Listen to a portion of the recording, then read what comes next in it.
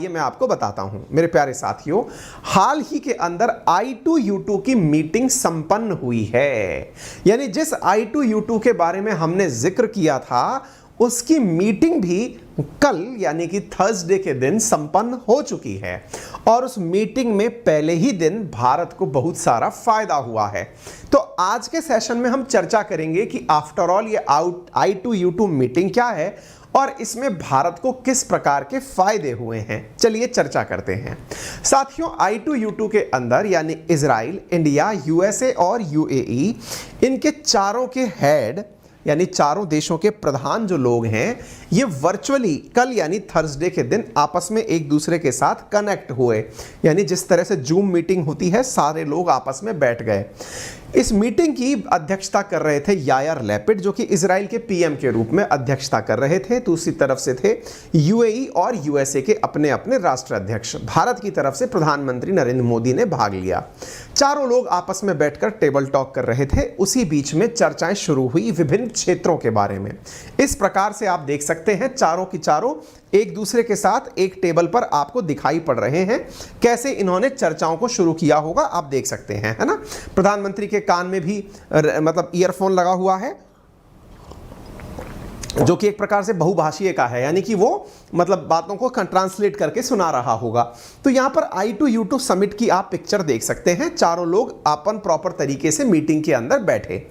यहां पर जिन विषयों को लेकर चर्चा हुई उन विषयों में पानी, एनर्जी, ट्रांसपोर्टेशन, स्पेस, हेल्थ और फूड सिक्योरिटी मेन थे। अच्छा, आप में से बहुत सारे लोग जब भी अंतर्राष्ट्रीय खबर पढ़ते हैं तो इस प्रकार की जब न्यूज़ आ जाती है ना कि इन विषयों के ऊपर चर्चा हुई, तो हमें लगता है कि यार ये लोग इन विषयों पर चर्चा करते क्या होंगे, ऐसी क्या बात होती होगी। हम लोग आंसर के रूप से तैयार तो कर लेते हैं, अपनी मर्जी से 2 पॉइंट बढ़ा देते हैं। जैसे इसमें कहीं भी सिक्योरिटी नहीं लिखा हुआ है, हम अपनी मर्जी से इसके अंदर सिक्योरिटी ऐड कर देंगे कि भाई सिक्योरिटी को लेकर के भी बातचीत हुई थी। ठीक है, इसमें चूंकि सिक्योरिटी नहीं लिखा है, हमें लगता है कि लिख देना चाहिए, तो हम अपनी मर्जी से इसके अंदर ऐड कर देंगे। ठीक इसी प्रकार से इसमें कहीं भी डिफेंस नहीं लिखा हुआ है, पर हमें लगता है कि डिफेंस लिख देना चाहिए, तो हम अपनी तरफ से जब I2U2 की मीटिंग का आंसर तैयार करेंगे तो आंसर तैयार करते समय हमें लगेगा कि अरे 4 देश बैठेंगे तो आपस में यार बातचीत तो करेंगे ही ना।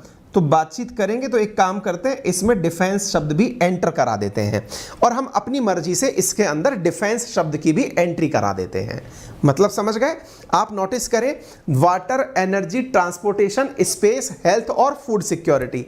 ना तो यहाँ डिफेंस की चर्चा हुई है ना कोई मिलिट्री असिस्टेंस की चर्चा हुई है, ना आतंकवाद की चर्चा हुई है। लेकिन हमें क्या लगता है, बस लगा दीजिए। हाँ भाई साहब, एक विद्यार्थी क्लास में लिख रहे हैं कि सर हमें लगता है कि आज आप कानोता रोड से निकले थे।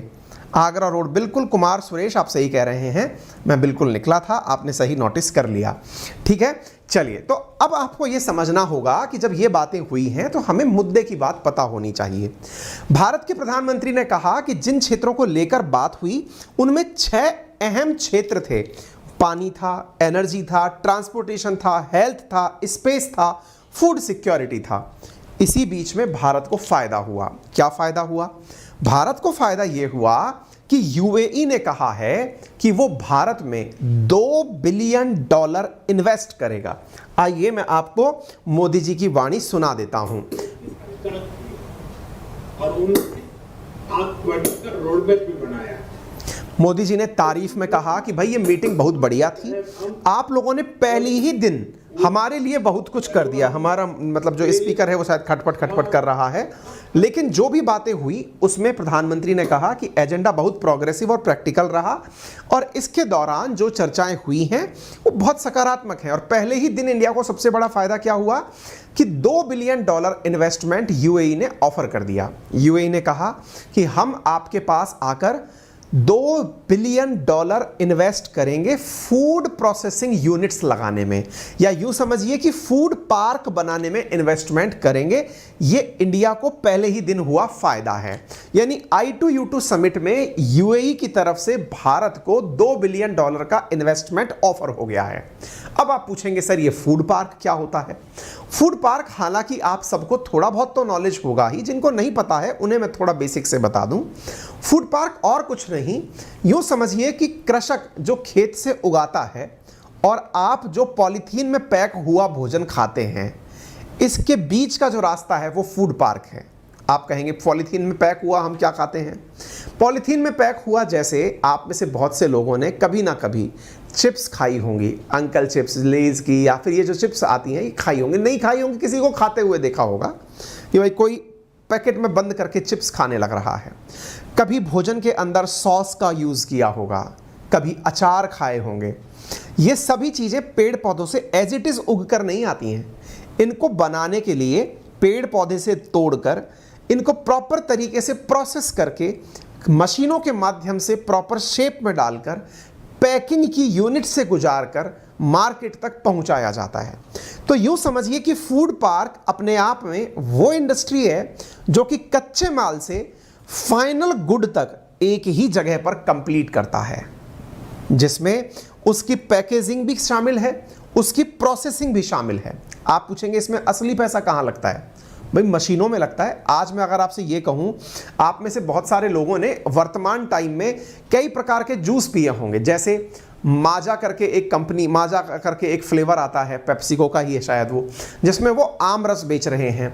ऐसे ही रियल जूस आता है। ये तमाम प्रकार के जो जूस हैं असल में ये निकले पेड़ पौधे के एसेंस से ही हैं, लेकिन इनमें कुछ ना कुछ मिला जुला करके कुछ नया चीज बना करके बेच दिया जाता है। ये जो पूरी प्रक्रिया अगर एक ही स्थान पर होने लग जाए तो समझो उसे फूड पार्क नाम दिया जा रहा है। ठीक है, इससे फायदा क्या होगा? ओवरऑल फायदा तो ये होगा कि कृषकों को उनकी फसल के उचित दाम मिलेंगे और भारत को फायदा ये होगा कि हमारी ओवरऑल इकोनॉमी में बूस्ट होगा, क्योंकि इतना इन्वेस्टमेंट आएगा तो नए इंफ्रास्ट्रक्चर का विकास होगा। ठीक है, 6 मुद्दों की चर्चा थी, जिसमें फूड सिक्योरिटी के नाम पर इंडिया को फूड पार्क मिल गया। आप ये चीज याद रख सकते हैं। दूसरी चीज क्या थी? दूसरी चीज यहां लिखी हुई है एनर्जी। इसमें भी भारत को बड़ा लाभ हुआ। एनर्जी में लाभ क्या हुआ? एनर्जी के अंदर यह कहा गया कि हम भारत के अंदर विंड एनर्जी और सोलर एनर्जी के लिए इन्वेस्टमेंट करेंगे। क्या कहा गया? यूएई ने कहा कि इंडिया के गुजरात के अंदर हम hybrid energy sources, wind energy और सोलर एनर्जी, 300 मेगावाट क्षमता के विकास के लिए इन्वेस्टमेंट करना चाहते हैं। यह भी हमें सेम डे ही ऑफर हो गया, यानी कि गुजरात के अंदर 300 मेगावाट का विंड और सोलर प्लांट लगाए जाने का भी अनाउंसमेंट डे 1 पर हो गया। यानी इंडिया के लिए यह समिट काफी ज्यादा फायदेमंद रही। चूंकि इसमें चर्चा के विषय तो और भी बहुत सारे थे, आप देख सकते हैं 6 मुद्दों पर चर्चाएं थी। पानी, एनर्जी, ट्रांसपोर्टेशन, स्पेस, हेल्थ और फूड सिक्योरिटी। भारत को फूड सिक्योरिटी और एनर्जी में लाभ हो गया। साथ में यह भी कहा गया कि हम भारत के विजन, जो कि 2050 तक भारत का 2030 तक भारत का विजन है 500 गीगावाट रिन्यूएबल एनर्जी पैदा करने का, हम उसका सम्मान करते हैं। यानी कि इंडिया के जो लक्ष्य हैं उन्हें यहां पर रिकॉग्नाइज किया गया, कहा गया कि इंडिया अपने लक्ष्यों को लेकर काफी सही तरीके से आगे बढ़ रहा है। ठीक है, तो एक प्रकार से भारत के लिए I2U2 समिट फायदेमंद रही। फायदेमंद होने के साथ चूंकि ये पहली समिट थी, लास्ट ये थर्सडे जो आपका गया है, इसी थर्सडे को यानी कि 14 जुलाई को आयोजित की गई, वर्चुअली आयोजित की गई। इसका जो होस्ट था इस बार वो यायर लैपिड यानी इजराइल वाले थे, और ओवरऑल जो चीजें यहां डिस्ट्रीब्यूट हुई वो मैंने आप लोगों को बता दी है। ठीक है, ये जॉइंट स्टेटमेंट है जो चारों देशों ने मिलकर जारी कर दिया है। फिलहाल के लिए आपको इतना ही पता होना चाहिए। ठीक है, यहां पर यह कहा गया है कि I2U2 भी एक रीजनल फीचर वाला क्वाड जल्दी ही बन जाएगा। यानी अमेरिका इस चीज को लेकर आश्वस्त है कि मिडिल ईस्ट के अंदर भी क्वाड की तरह ही I2U2 काम करेगा। ठीक है ना, उम्मीद है कि आप लोगों को यह बात समझ में आ जाए। ठीक है, चलिए। हाँ जी, इसी बीच में कुछ बच्चों ने मुझे जानकारी दी, माजा कोको कोला प्रोडक्ट है और स्लाइस पेप्सी का प्रोडक्ट है। ठीक है, ये भी कर सकते हैं।